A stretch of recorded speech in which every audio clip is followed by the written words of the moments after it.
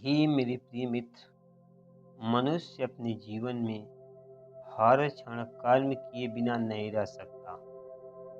कर्म ही उसका स्वभाव है और उसकी प्रकृति है। लेकिन कर्म करते हुए वह कर्म फल की आसक्ति में फंस जाता है। यही आसक्ति उसे चिंता, भय और दुखों में बांध देती है। इस संसार का सारा दुख उसी को घेर लेता है जो अपने कार्यों को कर्म फल की अपेक्षा से करता है। तुम्हारी कर्म करने के पीछे की भावना ही तुम्हारे जीवन की दिशा निर्धारित करती है। यदि तुम अपने कार्यों को परिणाम की चिंता करते हुए कार्य करोगे तो तुम अपने ही कर्मों में बच जाओगे।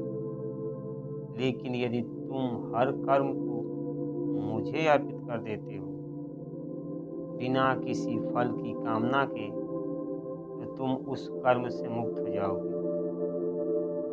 जो व्यक्ति अपने कार्यों को मेरी सेवा समझकर अर्पित कर देता है, वह स्वयं को मेरे संरक्षण में समर्पित कर देता है।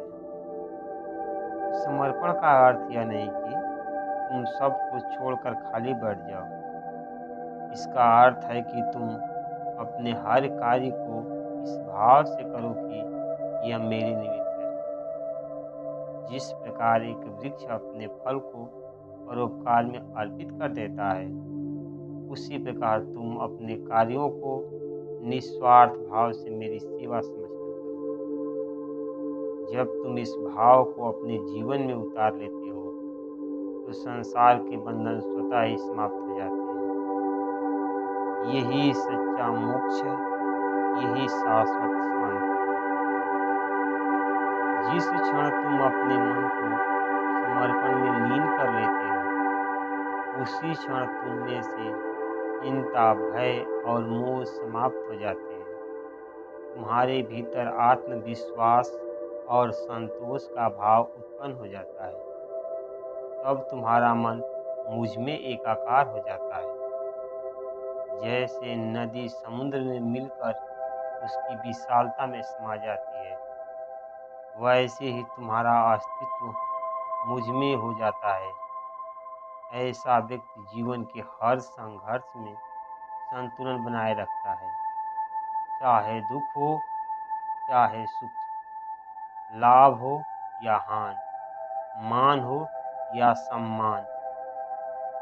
यही प्रकृति का शाश्वत नियम है कि जो अपने इच्छाओं और अहंकार को त्याग कर निस्वार्थ कर्म करता है, वह प्रकृति की सुरक्षा में रहता है।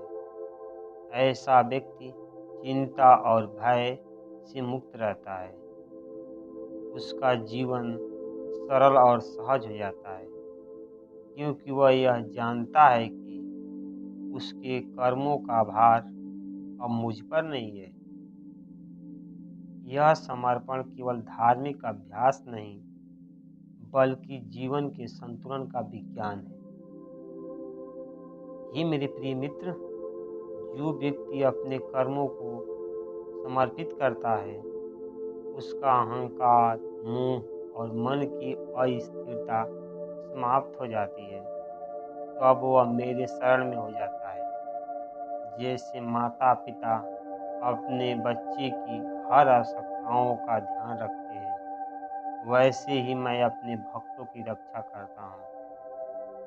ऐसा व्यक्ति हर क्षण में शांति, सुख का अनुभव करता है, क्योंकि वह यह जानता है कि वह अब अकेला नहीं है।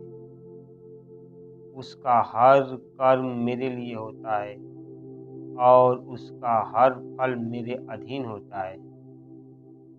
हे मेरे प्रिय मित्र, मेरा भक्त जो कुछ भी करता है, उसे मेरे में अर्पित कर देता है। ऐसा व्यक्ति संसार के बंधनों से मुक्त होकर सच्चे आनंद का अनुभव करता है। यही जीवन का सत्य है और मोक्ष का मार्ग है। धन्यवाद।